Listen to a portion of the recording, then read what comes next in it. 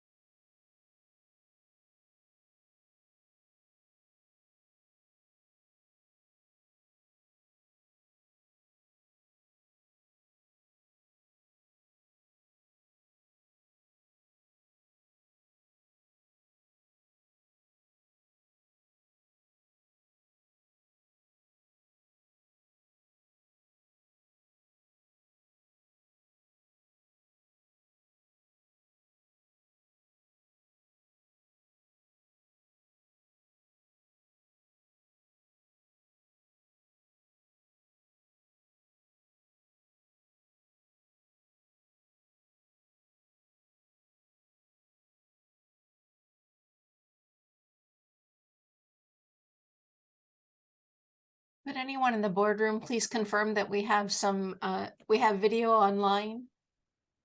Or excuse me, audio. Can you hear us?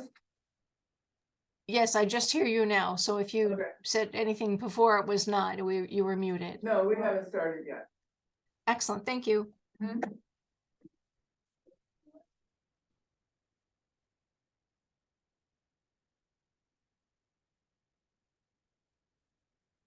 Okay, good afternoon, everyone. I will call the meeting to order. This is the regular meeting of the Dubuque County Board of Health for Wednesday, June 21st, 2023. It is now 4:32 p.m. Happy summer solstice. Yes, we're together on the longest day of the year. That's great. We'll begin with roll call. Amy Crow Sunleaf. Here. Pat Lemke. Here. Sandra Larson. Here. Jess Smith. Here. Jess Smith is on Zoom. That gives us 4 members present, so we do have a quorum with Jess in Zoom, and I think Mike Fidgen is probably going to be here too. So we will continue with public comments. At this time, anyone may address the board on matters which are on the agenda. Please raise your hand if you're on Zoom, and you will be called upon. When you're called upon, state your name and home address. Individual remarks will be limited to 3 minutes. These are for comments about things that are on the agenda. Do we have anyone who would like to speak today? I don't see anyone. Do you guys see anyone? Any hands? Okay, moving on then, we have chairperson announcements and updates, and that would be me. So first of all, I did attend a watershed field day, which was, I think, this past Friday, out on a farm out by Durango. Very beautiful place. And Eric Schmeckel was the organizer of it, and they put on a very good program, very interesting program about what farmers can do to help keep our water clean. Here's Mike. Can someone get the door for him, please?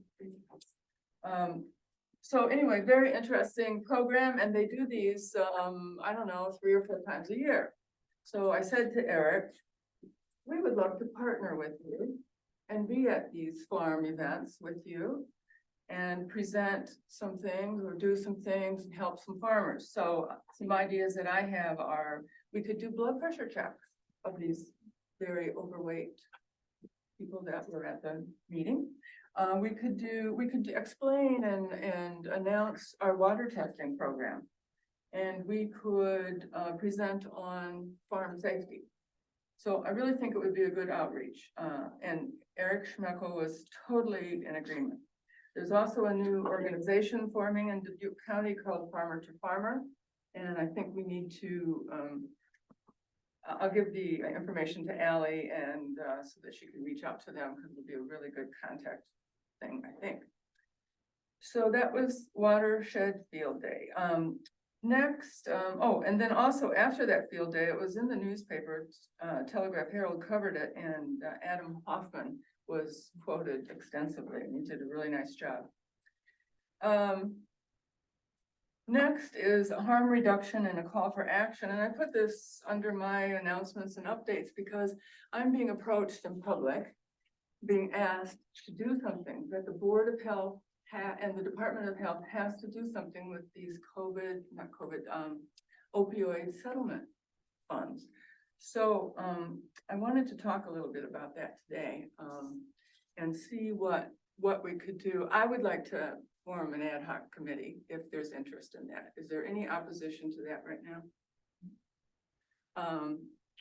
Then is there any interest in being on the committee? This is to deal with the opioid settlement.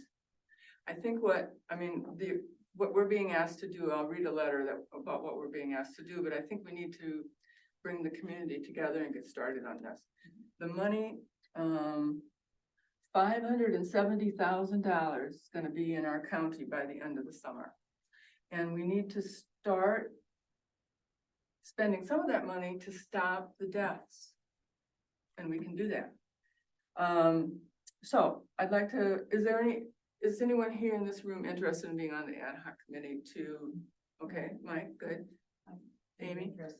Great. We've got plenty of interest here, and so we'll form this ad hoc committee to develop a plan about bringing the community together and presenting something to the supervisors. Now, let me read this letter that I got just today. This is a copy of a letter that's going to be sent to the supervisors, and it's from Charles Eisenhart, and I believe he's a representative for part of Dubuque County. And he states, colleagues, I would see here, and this is a letter he's sending to the Dubuque County supervisors. I urge the County Board of Supervisors to direct the County Board of Health to consult with and convene all interested stakeholders to make recommendations to the supervisors regarding the deployment of opioid lawsuit settlement dollars being received by the county. I further urge the board to provide any financial support the Board of Health may need to undertake such a process. As a member of the House of Appropriations Subcommittee for Health and Human Services, I will be making proposals to the allocation of state settlement funds currently being stockpiled by the General Assembly. To the extent possible, my colleagues and I would like to see state investments coordinated with counties to leverage the maximum and maximize the impact of the $345 million in resources flowing into the state over the next decade or more. Knowing Dubuque County's priorities will help me in this endeavor. Identifying such priorities is a helpful role that the Board of Health and County Director of Public Health can uniquely play. For your information, here's a link to an amendment that contained many proposals offered in the House of Representatives this past session. It gives us a link. I would appreciate your feedback on which of these allocations would be greater or lesser interest in stakeholders in Dubuque County. Thank you for your consideration and time of consideration. Chuck Eisenhart.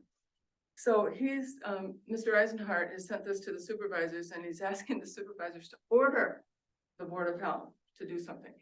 Now, I'll just say on the outset, I don't think that that's the relationship that we have legally with the Board of Supervisors, meaning I don't think they can order the Board of Health to do anything, but I don't think they need to. I think we can take this initiative on ourselves. I've done a little bit of reading recently about the harm reduction and the Narcan and all of that. And you probably saw it too in the TH Platteville, University of Wisconsin put up these little boxes and people can, and they're at the college. And so if someone's overdosed, they can access the medication and give it to the person. That took them over a year to get that program developed. And that's why I think we need to get started immediately, because we're not going to get this to the streets by September if we don't get started. So just kind of interesting that these little boxes that they put up, they cost about $300 a piece. I think they're okay in Iowa because you can have Narcan in a business place or I don't know, schools, certain places where you can give the Narcan there. It's not like a vending machine where a person comes to it and takes the Narcan away and gives it to somebody someplace else. This is just for on-site. That's legal in Iowa, and I think we should get started with something like that. So,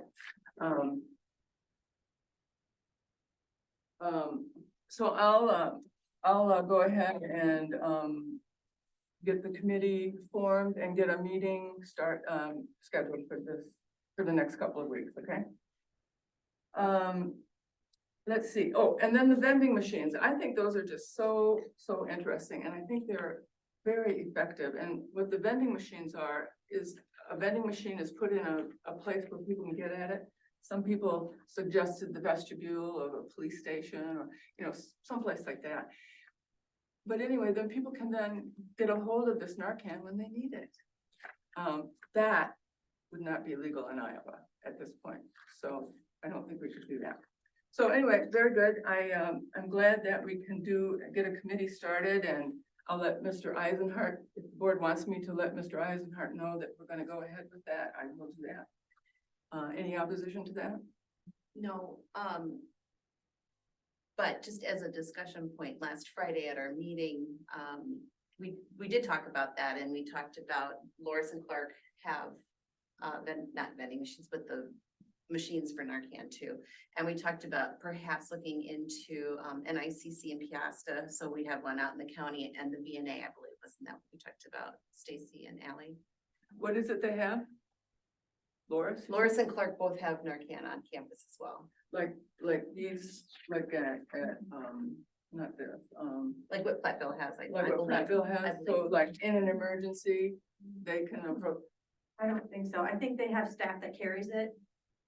I thought it was in the health center, but I could double check. It might be in the health center, but it has to be. It can't be just available to take. It can't be in like what you're talking about. It can't be like Platteville. Wisconsin has different laws. Right, but, Oh, we can't even do that? so we can't do that at the VNA either? Leave it sitting out No, anywhere? It's in a box that it's locked, and in an emergency, it could be, Oh, ag site, yes. Yeah. And I think their resident assistants are carrying it at the local colleges when they do rounds. I think that's what I read as well. it could be. Yeah, I'm sorry. I thought you meant that somebody could come along and take it. No, just that it would be available, because I think it has to be refrigerated, doesn't it? No, it No? just, Okay. it can't get too hot Okay, and it can't freeze. so there's two different types too. I think there's a shot that you can take, or there's the stuff that you can sniff in your nose. So maybe the. Narcan's the nasal, and that's the friendliest and Is it? easiest to Okay. use. All right. Well, anyway, I think I'm glad that we can, have a meeting set up soon so that we can get started on this, okay? All right, then I just wanted to make one correction. Last month, Evan spoke to us about harm reduction, and he said that he thought that about, I think he said about 30 people died of COVID in Dubuque County. And I just wanted to correct that. It was really 320 of our very loved citizens that we lost to COVID, so. All right, very good. Next, we have the Board of Supervisors and Board of Health liaison comments. Anne, are you here? I am. Good evening, everyone. First, I would like to, Jess Smith has her hand raised. So if you would please recognize your board member there. She's got something to share. Thanks, Ann. I just wanted to comment on the Narcan.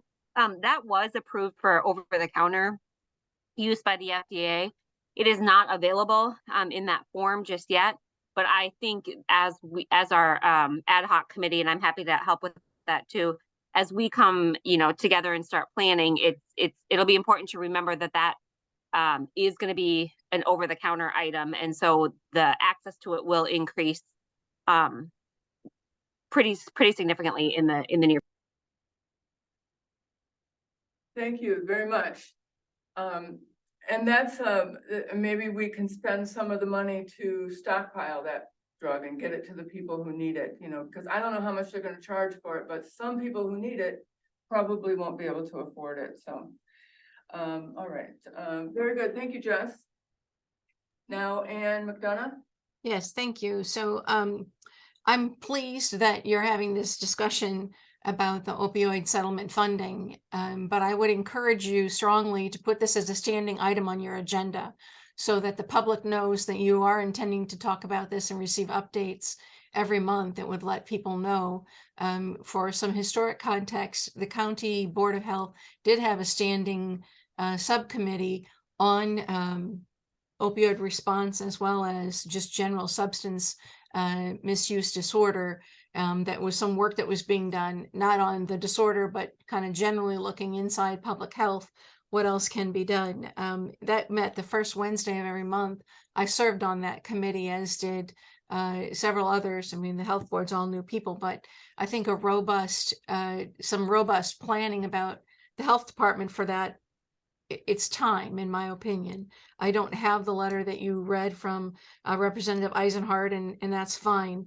But I note in your minutes, and I hope tonight we're going to have a robust update about your strategic planning that began, so citizens understand that I hope was a point of information. I wasn't invited to participate in that appropriately, so not saying I should be there. That is for the citizens and the health department to be doing the strategic planning. But it is time. I know Diane Hyken was there, I think, as a member of the public. She is what used to be on the Board of Health. That's her expertise. She's, I think, a semi-retired pharmacist. So you have some citizens that are ready to help you to get this. And I do think it needs to be systemic. You need to put some process in this to be sure that you're looking at the finances and what's sustainable and who is going to measure and who's going to report back, and also where the funding is going to come from. It has to fit inside the budget and the funding that the county has, along with other needs. So I would just encourage you to do that. Hillcrest sent an announcement. I sent that on to Ally and Sandra. Maybe Mike Fidgen can bring us up to date on what Hillcrest is doing at a new day center. That flyer came out to announce some new information. I know that schools have the ability, I believe, and Jess, you may know this, to have Narcan present in the schools. And there's some distribution Correct. sites there. I know Representative Lindsey James is engaged in that conversation. There might be opportunity for any kind of regional support. I don't know. We are all at this point still trying to figure out what the bill said and what's prohibited and what's not allowed. And of course, schools on their summer break. So it's a critical issue. If you have an ad hoc committee, I would ask you to do maybe more official than ad hoc. You're going to need to be open to the public anyway. And I'd like to serve on that committee and maybe help bring some other folks in that might have some expertise as well, to actually start making some strides on this that are directed by the Board of Health. And that is the issue that the county has said that you have said you want to lead on. So I think that it's, as Sandra says, it's time to start showing something there. And my last comment is going to be that I want to thank Adam Hoffman. I'm not sure he's in the room, but he also in the last week has been a significant feature at the county level working with Watershed. He facilitated the meeting that Representative Eisenhardt invited Chris Jones, a statewide expert, to come to EB Lyons and address water quality around the state of Iowa. Adam Hoffman was the facilitator. Adam was featured in the Telegraph Herald this past weekend as well on the work that he is doing right next to our watershed director, Eric Schmeckel. So the coordination of Board of Health and watershed, critical, important, and I'm really pleased that you see that. Other people waiting to really partner with you as well would be the Disabilities Council.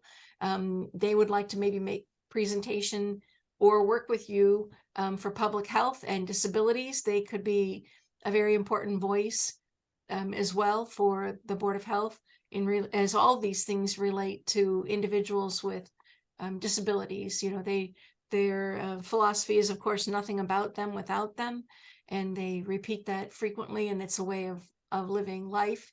So I think we need to maybe reach out and coordinate that. And Ally, that would be your colleague, Samantha Berglund, who's the local county coordinator. So she could work with you to maybe bring some greater connection there as well. So I appreciate all the work you're doing. And I would ask you to give us, as part of your presentation and reports, something about strategic planning that might shed light on not just on where you are, but kind of some of the content of the conversation. So thank you.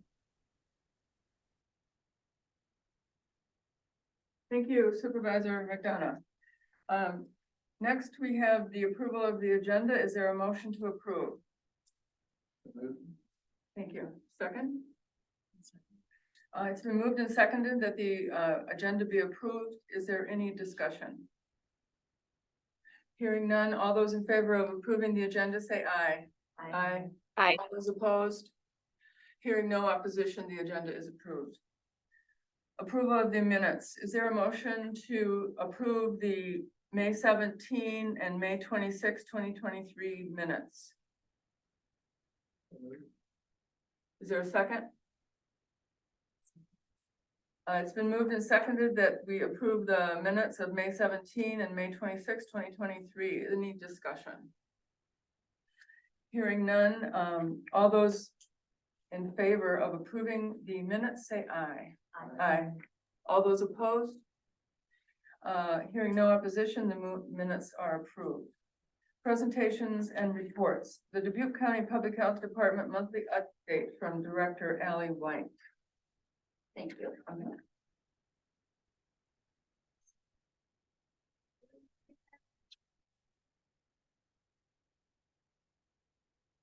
Lots of minutes. Okay. Can those of you online see the screen okay? No, it's I not need to present. minimize the pictures on the It- right. It isn't there at all. It's Oh. It is. Try this one. So there we go. Did that work? Yes, it's present now. Thank you. Okay. So I'd like to start by extending a welcome to Mr. Noah Doherty. And he's in the room with us today. Noah is a student intern from the University of Iowa. He's a public health student, and he is due to graduate this December. in December here. Okay, so just finishing up his studies, and he'll be spending 80 hours with us. We're about halfway through his internship experience. But happy to have Noah on board. If you liked the meeting minutes from our last Board of Health meeting, you have Noah to thank because he worked really, really hard on that. He is also a certified nursing assistant and is certified in CPR and a Dean's List recipient from the University of Iowa. And when he's not working, you can find him enjoying disc golf, where he is the President of the disc golf. president of the disc golf club. So welcome to Noah, and thank you again for the work that you've done for us here lately. Back up to the top here. So the first thing that I wanted to talk about was an update on the strategic planning. So we did our kickoff day, that was May 26th. So the two facilitators spent the morning meeting with the health department to kind of talk about processes and procedures, where our strengths are, maybe what areas that we could improve upon. That morning was interview with myself. They had a core listening team session. Again, they kind of looked at the systems review. And then in the afternoon, we had what we called the kickoff session. So many of the Board of Health members were able to attend, along with just a few community representatives that represented, what do we have from the schools and from the mental health perspective and from the substance use perspective. I think that about covers it. So about as many people as we could comfortably fit in this room. And the purpose of that session was to kind of look at where we are as a department. They looked at our mission and our vision statements. And then each person was asked to identify kind of what their values were. What did we think that we needed as a department to create a mission, vision, and values statement that would then kind of set the framework upon which to build our plan. And so that was, so there will be 4 phases to the planning. This was phase 1 of 4. Phase 2 of 4 is occurring now. So that is not done on site like the first day was. That'll be done virtually, but the consultants will meet individually, one-on-one, either on the phone or virtually, with community stakeholders that I've been identifying. So it will be people that were part of the strategic planning. And then again, I'm really trying to find people from those areas that we want to represent. So the medical community, so the rural medical health community, the long-term care, what can we be doing as a health department to support long-term care? Mental and brain health in our community. I'm trying to think. Homeless and religious. That, yes, yep, and equity and diversity. So I've gotten them names of people in our community that can provide some input and some perspective, and they'll reach out to them individually. And then they'll kind of take that information that they've gotten when we go into phase 3 of 4, and that'll be another on-site visit. So they're definitely in the information gathering stage, and that information is being gathered by like a data review and just a lot of networking and conversation with those in our community.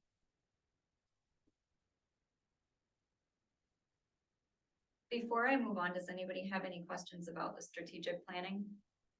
where we're at. We won't need to be meeting, will they be at calling us too, the members of the board? Yes, Okay. Yep. And do they schedule those phone calls or do? they'll reach out and find a time Okay. that works all right, well for you, and they thought it'd be about 30 minutes initially. I would just say that our first meeting on May 26th was fun. It wasn't drudgery. And it really did get us thinking about getting ready to plan, I think. So I was very impressed with the two leaders that we hired. So anybody else have any comments about that? I agree. I thought it was well facilitated. Thank you. They're good. Yeah.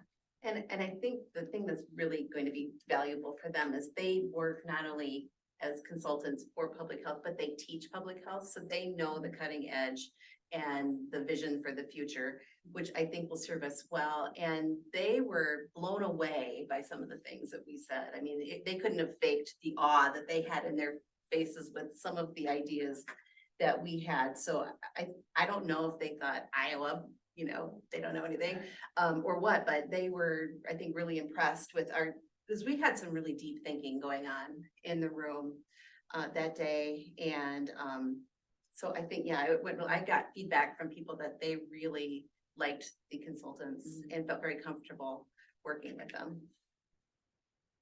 I too received positive feedback and I was impressed. I think sometimes I feel like we have a lot of great ideas and want to do a lot of great things, and it's just kind of coming up with a plan to put those things in action. And I think that's definitely what we'll get from this planning session. So. All right, up next, the opioid settlement funding. I think we've talked quite a lot about that, and I too would agree that it's time to kind of stop talking and start doing. So I'm fully in support of that. I did attend shortly after our last board meeting, the ISAC planning summit that was put on by the Opioid Response Network in Des Moines, and it was very, very well attended. There were representatives from all sorts of county facets. There were health departments, there were board of supervisors, there were fund administrators, law enforcement, project planners. So it was a really diverse group of attendees. And it was also a very diverse group of keynote speakers. There were in total, I think, 11 people who spoke. Every one of them had an advanced degree. And not only that, but they also had the real life experience that they had been practicing in their field, hands-on for a number of years. Some stood out really well to me, and I'm drawing a blank on her name, but she was an internal medicine doctor and also a psychiatrist, I believe, at the University of Iowa, and had extensive experience with opioid use and recovery. And just, coming from that science community, that science background, her perspective just really kind of struck a chord with me. She and every other one of the speakers said, hands down, your community needs to have our naloxone available. So just kind of reinforce what we're hearing in this room. So I left there with, that was my one takeaway. If there's one thing we can do, and I think that's something that is, with the change in the laws and it becoming over the counter, is slowly becoming more doable. So I would agree it's time to move on that. Not a whole lot has changed. A lot of progress on the community health assessment and improvement plan. We do continue to meet bi-weekly as a steering committee, and we've closed the survey and identified the top themes that kind of keep reoccurring. I think we pulled the top 7 reoccurring themes, and then we're trying to narrow that down even further to a couple of action items that are manageable so that we can actually make some progress on. I think we'd rather make a lot of progress on a couple of things than a little bit of progress on a lot of things. So kind of trying to narrow that down. The IMT and the, after action report is complete, we need to review that as a team together, as an incident management team together, and then decide if that's something, you know, that will become made public, or if we just kind of share some of the key concepts out of it. But it's important to know that that report is now complete. And then last time we had met, we had talked about the offside soccer complex, bar and grill. I just wanted to give a brief update on that. The day following our meeting, I did receive photos that the restrooms had been closed and photos that porta potties had been placed, so that was good.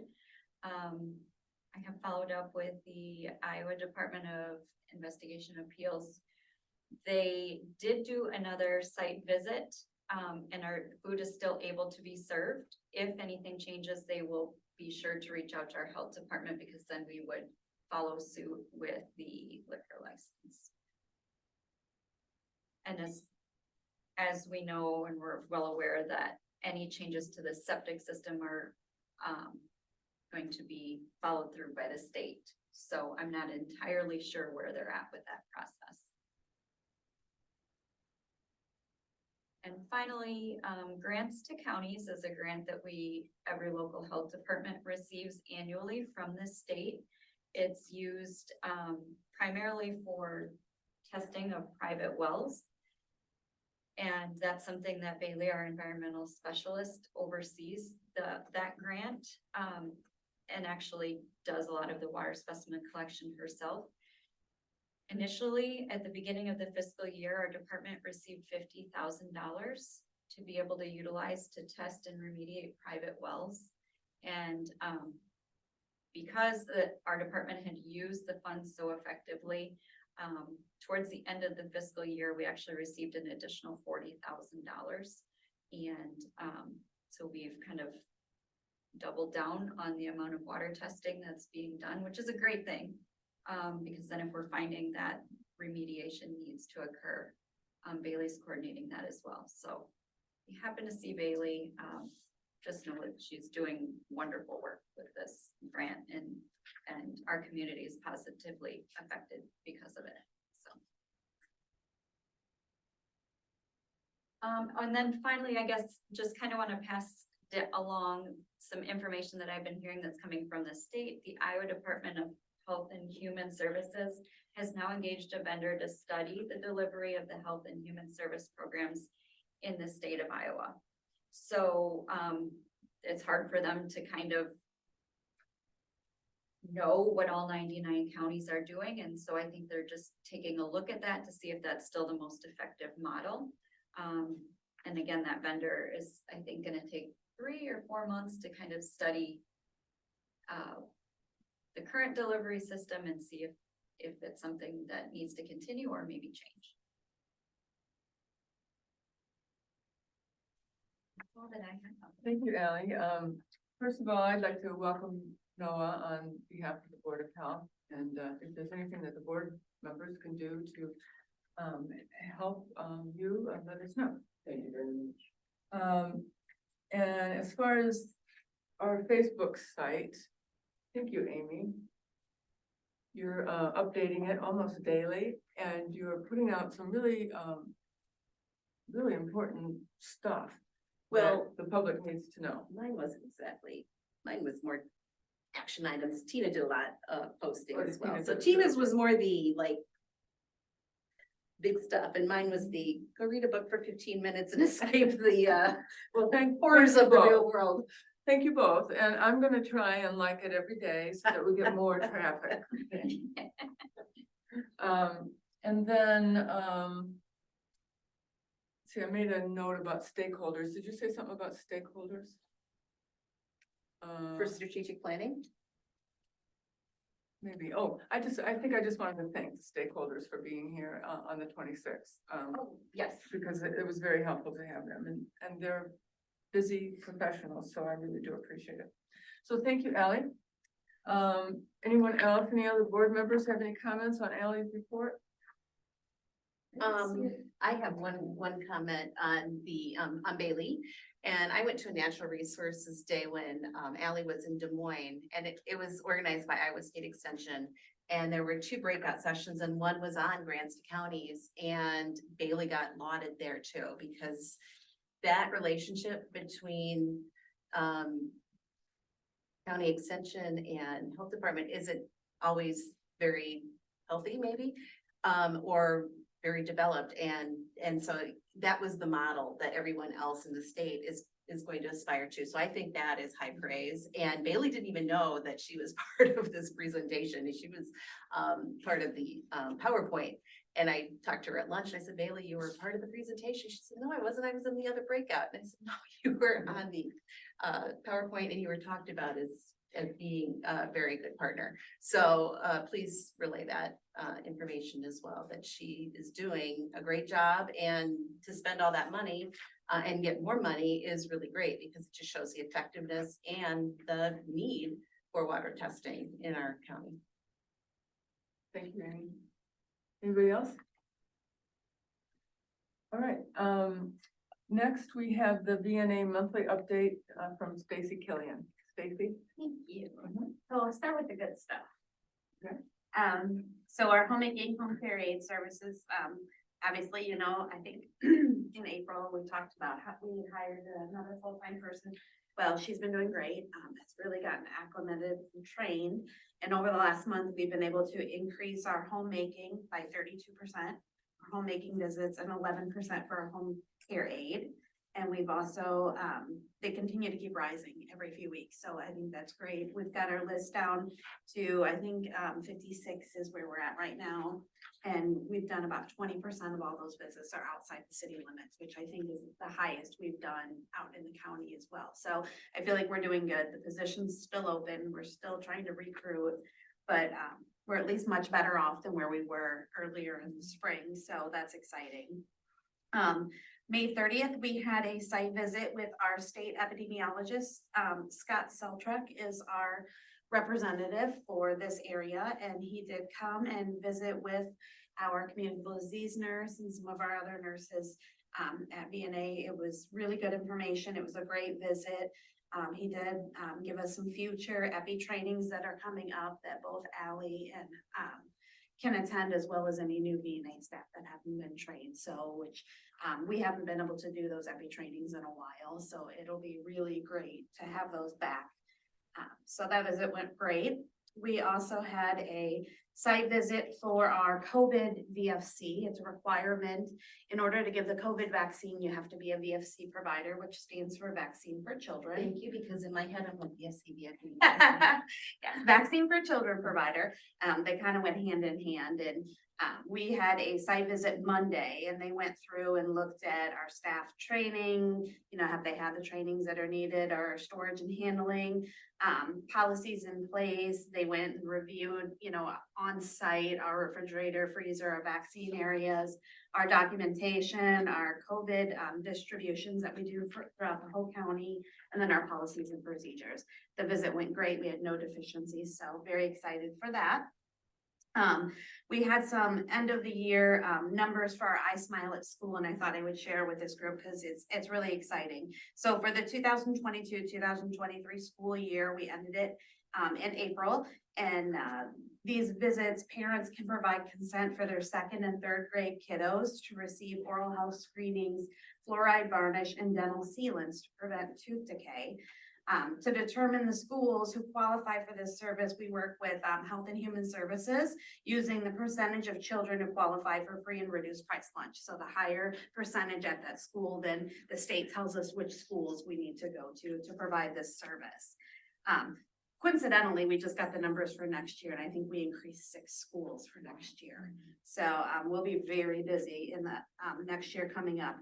But we provided clinics at 13 different schools across Fayette County, Howard, Dubuque, Delaware, and Almaquee, so several counties. We provided 683 dental screenings, 680 fluoride varnish treatments, 1,206 sealants across 13 schools, which totaled $47,000 worth of free dental service provided to these kiddos. So really, really successful year. Next year will be even greater, but I thought I would share that with you guys here today. Our community health collaboration, a couple months ago, we talked about wanting to collaborate, especially with Mercy One Mobile Unit and some of our partners. We've been meeting pretty routinely and we're targeting the back to school bash in August. Mercy One will be doing blood pressures, diabetes screenings. Crescent is involved. They'll be doing physicals and immunizations. BNA is going to be doing blood testing and oral health exams, and Hillcrest will be doing brain health screening. So we're all partnering together at that event. And it's been going really well. And I think it's just the start of something that we can either do annually or future. So it's been a great group to work with. In terms of summer outreach, DNA is usually really busy. We were just at Pride and we offered Mpox and COVID vaccines at that event. We attended the Juneteenth event. And here in Dubuque, we will do the Dubuque County Fair. So we will have a booth there available all week. We will be at the Dubuque Back to School Bash, National Night Out, and I'm sure a few other things, but those are some of the bigger events that we'll be traveling to for the summer.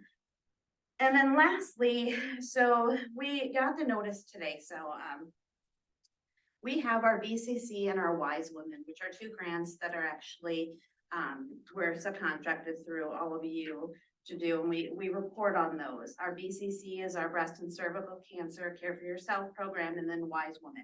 They kind of run hand in hand, and it's been a long time since I explained which is which.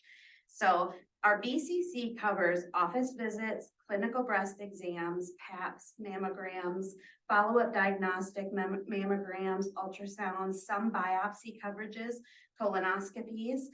We get so many slots every year to provide these services. This year we got 180. Of those 180 slots, 35 of them were targeted for Wise Women, which is a little bit different. You have to qualify for BCC and then you can get the Wise Woman service.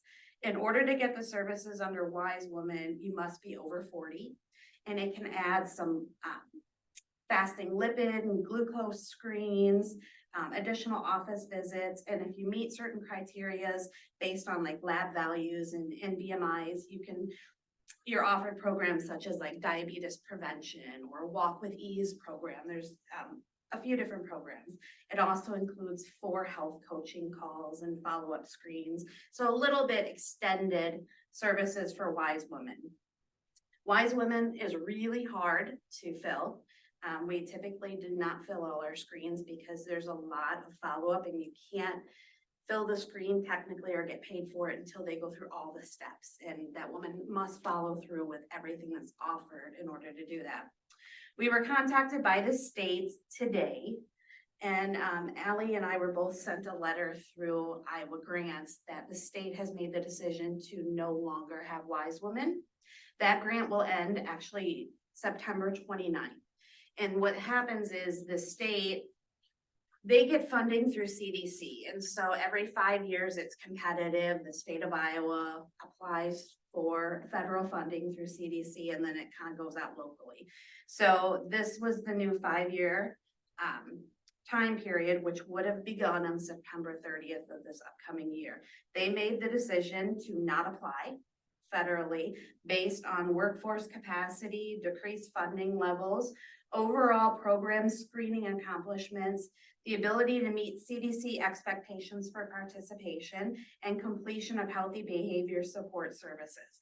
The anticipated funding was not going to be adequate for our state to deliver on new requirements and continue to offer screening and intervention services.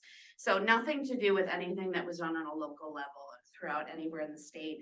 They made this decision just based on not enough funding, a lot of requirements. So we will not be offering Wise Women coming this next year. We will continue to work with BCC. We did apply for that grant and submitted it already. So I think we actually are going to get additional screening slots, which is nice. BCC really does offer those office visits, those diagnostic screenings. So we're definitely not losing that. We're losing some of these additional services that would have been offered to a portion of the women. But I just wanted to make sure that you were all aware, and we just got the letter probably hours before this meeting. So I'll make sure that Allie gets that sent out to all of you so you can see what the state had sent. But I wanted to make sure that I brought that up.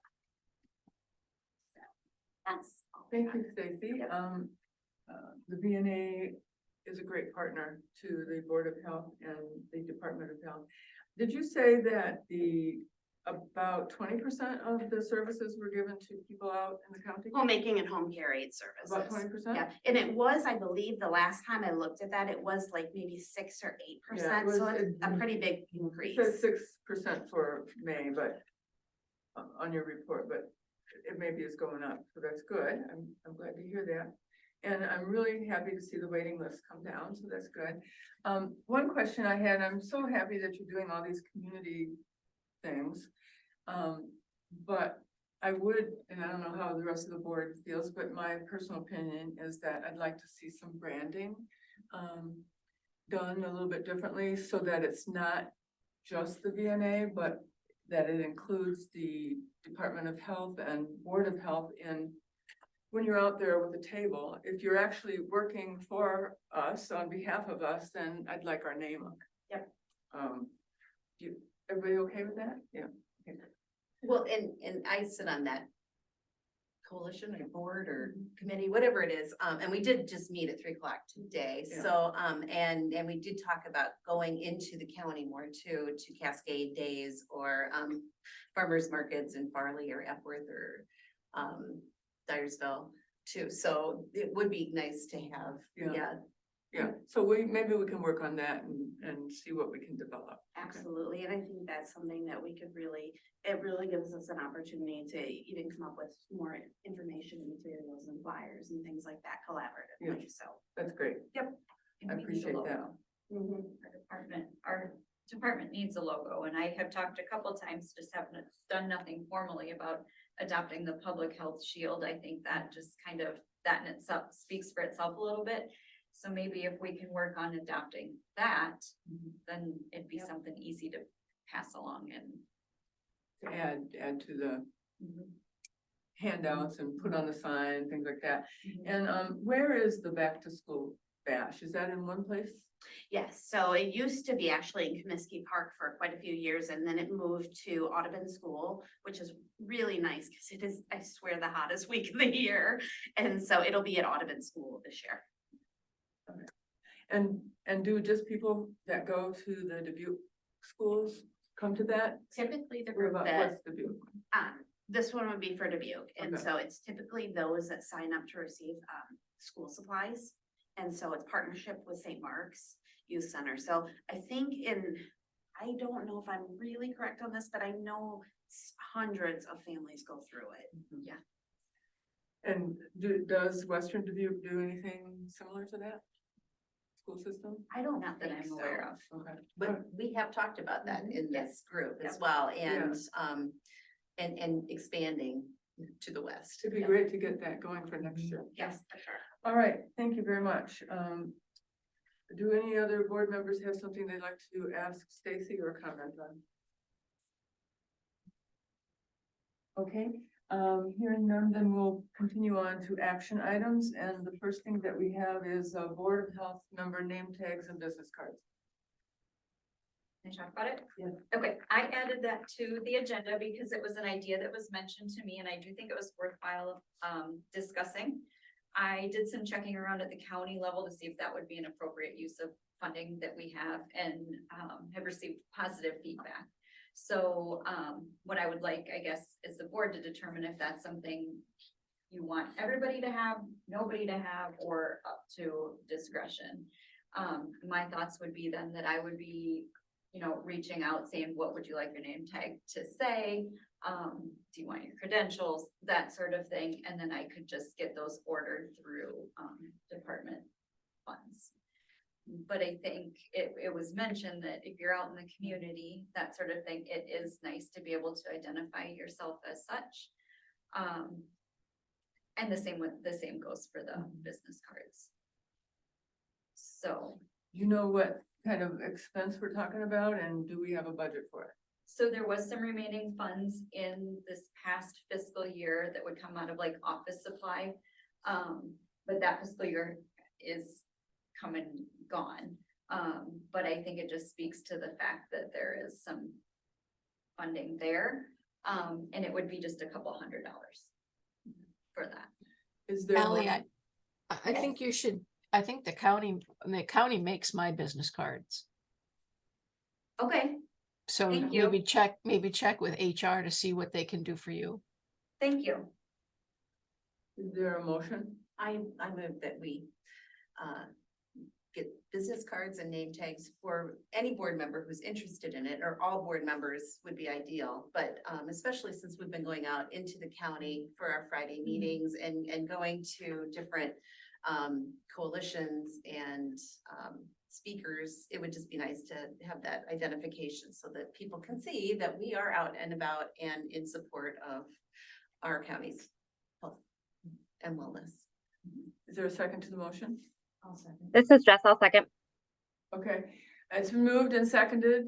Thank you, that the health department procure business cards and name tags for the Board of Health members. If there's a Board of Health member who doesn't necessarily want them, they'll let you know, but for the Board of Health members, and that was a motion, right? So that's the motion. Any further discussion on that? Hearing none, all those in favor of purchasing name tags and business cards for the Board of Health members, say aye. Aye. Those opposed, say no. Hearing no opposition, the motion passes. Thank you, Amy, for following up on that. And thank you, Ally. Next, we have response to public questions. I did not receive any public questions over the month. Did anyone else? Okay, so then we have unfinished business. We have a letter to the county attorney. At the last meeting, I said that I would try to compose a letter to the county attorney with specific legal questions. So I did do that. And I late this afternoon or early this afternoon, I emailed it all to you. If you all would just take a look at it, if you haven't had a chance already. But I'll just tell you what I've asked, basically. When presented with a request for variance from the required septic system setbacks, how should the Board of Health analyze the issue? I then quote the Iowa Administrative Code that tells us that variances to these rules may be granted by the department, provided sufficient information is submitted to substantiate the need and the propriety of such action. So then I ask, does Iowa law define propriety of such action in any way? So basically what I'm asking is, should we liberally allow variances, or are we somewhat limited? So we kind of need to know that. And then I've asked, if the Board of Health is notified that a private septic system has failed and the homeowner is uncooperative, do you recommend that the provisions of the Iowa Code Chapter 137.117 be initiated? And then I quote that part of the law, and that has to do with criminal and civil penalties. So I'm just asking him, is that what we should do? And then I say that the Board of Health was presented with an issue concerning the septic system at 16963 Rooster Lane, that's the soccer complex, last month. And then I say, since this is a commercial system and not a private sewage disposal system, do you think that the Board of Health lacked jurisdiction to hear the issue? And so I just want to get his opinion on that. And then the Board of Health did proceed and passed a motion ordering the business to close the bathrooms at the location and until a new system that the DNR approves could be installed. If the owner fails to comply, does the Board of Health initiate Iowa Code 137.117, and is the issue then referred to your office? So far, non-compliance hasn't really come up, or we are not aware of any homeowners that aren't complying with our rulings. But if we ever did become aware that they're not complying, then what are we supposed to do? So that's what I'm asking in this letter. If any board members have any other legal questions that they would like to ask, or if you'd like to make edits to this, please let me know. Or if it's approved, I will then send it out. So any discussion at this time? Go ahead. I didn't have any changes. Okay. Hearing none then, is it okay? Do I have the board's approval to go ahead and send this out to the attorney? Okay. I hear no objection, so we will go ahead and send that to Mr. Nelson. All right, then the next thing is the enforcement procedure update, and the only update I have is that I am asking Mr. Nelson about it. So hopefully we're gonna take some positive steps and get this put in place. New business tonight has to do with 988 decals to be added to the sheriff's vehicles. And who would like to present on that? Is that Amy? Well, in honor of, our mental health month and just an increased focus on brain health and the new suicide crisis line, which is 988. I asked the board and Ally to consider us partnering with law enforcement to have a decal put on the sheriff's and potentially police cars around the county. And Ally has an update on the sheriff that is very exciting, I think. Yeah, so I thought it was a great idea. I appreciate you bringing it up. And I did reach out to the sheriff. We had scheduled a time later on this week to sit down and discuss. But later this day that we had scheduled the meeting, Sheriff Kennedy called me back and said, I don't think we need to meet because I've spoken with a few people around here. We really think it's a good idea. We're gonna go ahead and get the decals ordered. He thanked us for mentioning it, and they will be adding 988 on the back of a Yes. sheriff's car Yes. soon, and know that our Dubuque County Board of Health was responsible for that. Thank you. I'm wondering, besides the sheriff's car, would it be appropriate to get it on the county transportation trucks I mean, I think, I don't know if the health department has a car anymore, but I see these cars out here. I mean, couldn't we get them on all? I mean, maybe they don't have to be the decals like University of, or Iowa City used, but some kind of decal.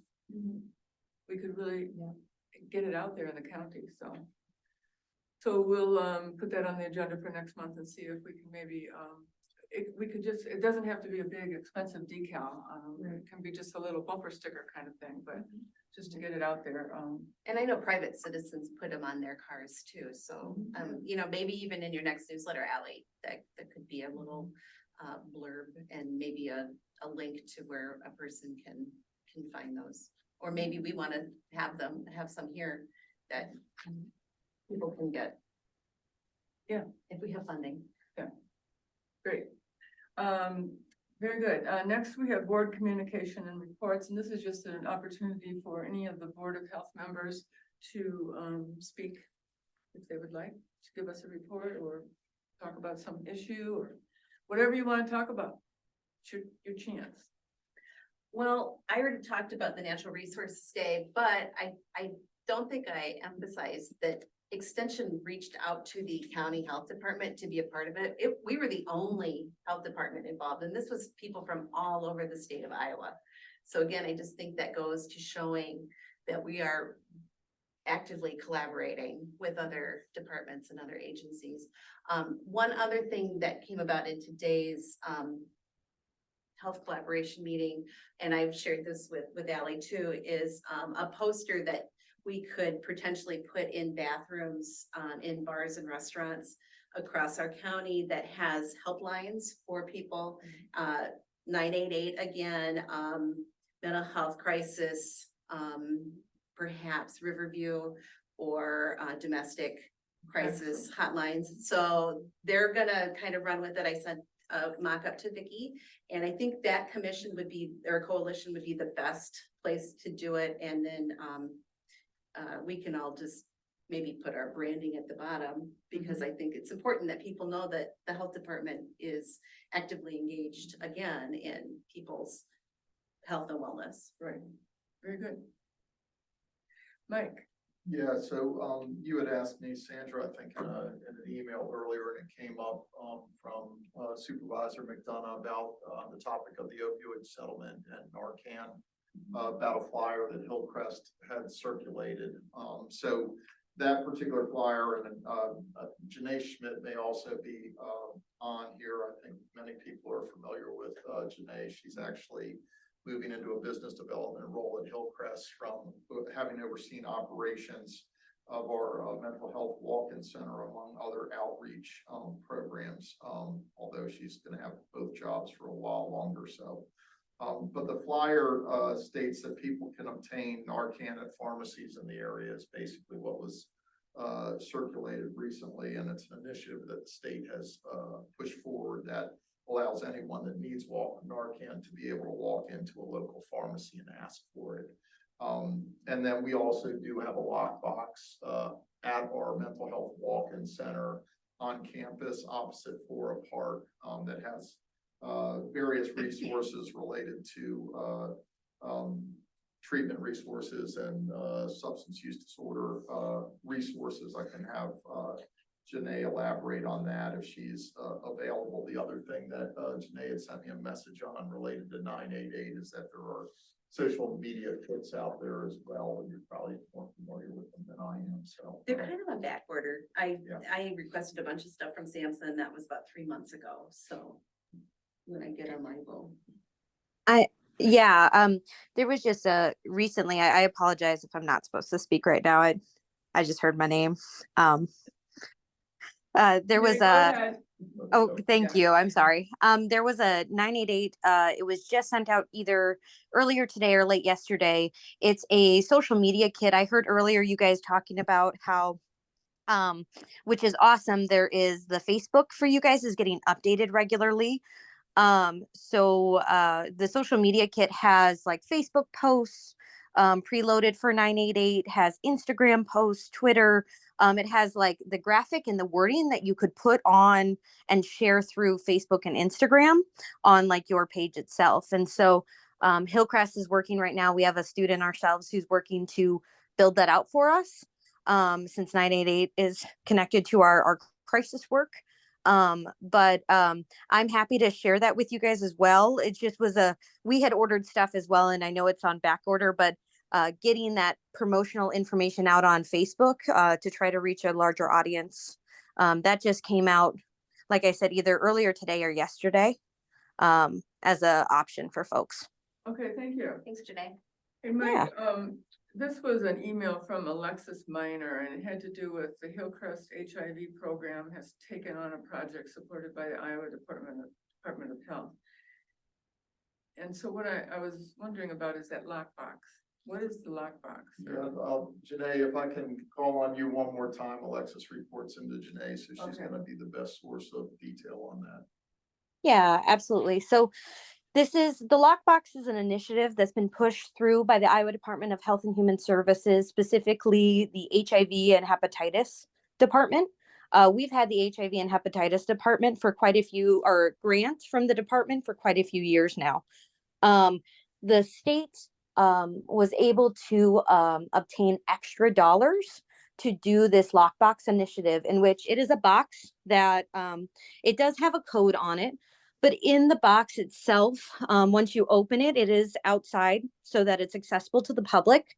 In the box, there's just resources related to how do you get testing for hepatitis? How do you get testing for HIV? How do you, there's the vouchers that are for Narcan that are produced by the state under the state order, just information about that. Much of it's informational. We do have wound care kits in there, which is Band-Aids, gloves, and alcoholic swabs like wipes. And so there is not syringes in there. There is not naloxone in that box. One, because it's dispensed through pharmacies right now, and two, it's not a temperature controlled box. And so we don't want to put anything in it that would need temperature control. Okay, thank you very much. Absolutely. So, I mean, just as a comment, we have some laws in Iowa that could really change. If they could change some of the laws, we could prevent some of the harm, I think. So maybe we'll all have to become politically active. All right, very good. Any other comments from board members? Just thank you to all the board members very much for all the work that you are doing, and to Allie and to Stacy and the rest of the department. It's just, the work you're doing is so important, and you're doing such a good job that I just want you to know I appreciate it. We appreciate it, I think. All right, next. This is Jess. Yes, Jeff. I have been in communication with the Food Policy Council. They have been undergoing some restructuring. And their kickoff meeting, will be that first week in August. So, I am on the invite list. So hopefully, at our August meeting, I'll have an update from them. Okay, great. Thank you, Jess. All right, so our next meeting will be July 19th, 2023 at 4:30 p.m. And at this time, we can have public comment. Anyone may address the board on matters which are of concern to that person and which are not agenda items. If you're on Zoom, please raise your hand. If you're in the room, just stand up. State your name and home address. Please be aware that the board is limited in their ability to respond to such inquiries, and the Iowa Code prohibits the board from deliberating or acting on items not appearing on the agenda. Individual remarks are limited to 3 minutes. Would anyone like to speak? Yes, we have Supervisor Pada. Go ahead. Thank you, Sandra. Just a couple things. Earlier, you had mentioned about stockpiling some Narcan. There's a shelf life on that. I believe it's 2 years. So you might want to be careful on stockpiling a lot of that will end up getting, Right. expired. It's kind of expensive. And then the second, I had a citizen ask me about the septic grant. Allie, if you could just elaborate on that. Is that still going on, or what's the status on that? Yeah, so when a homeowner wishes to have their septic like inspected, is that what you mean? I think Wasn't there something about replacing septic systems or something last year? Or is Bailey on? Yeah, that is something that I would definitely need to check with Bailey on, but I'd be happy to follow up with you on that. Okay, not a problem. Thank you. That's all I had. Thanks, Andy. Yeah, thank you. Thanks, Al. Any other questions or comments? I don't see any further, so is there a motion to adjourn? So moved. It's been moved to adjourn. All those in favor say aye. Aye. Adjourned. Thank you, everyone. Happy summer. I'm gonna check to see